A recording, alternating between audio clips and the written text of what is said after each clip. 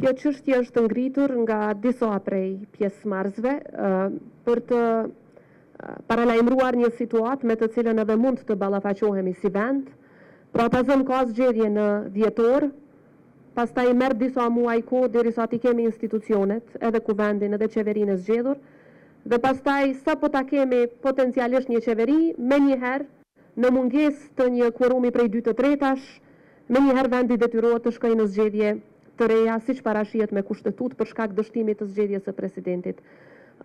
Një situatë e tillë u përmend, pak a shumë për me paralajmëru që mund të kemi 2 palë zgjedhje në 3-4 muajt në vijim, që është një situatë e rëndë, jo vetëm për KQZ-n se institucion që do të sfidohet me këto situata, por edhe si një situatë ku qytetarët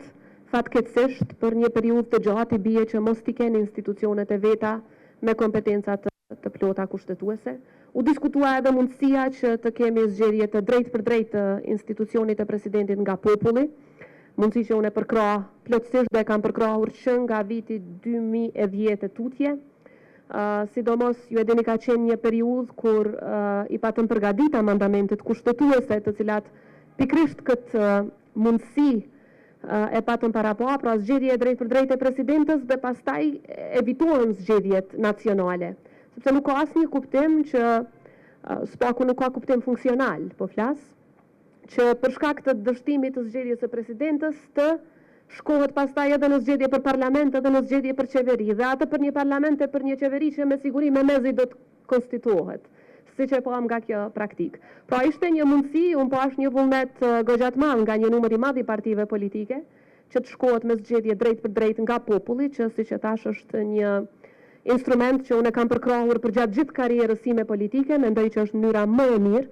sepse zëri i popullit është ai që nuk gabon kurrë.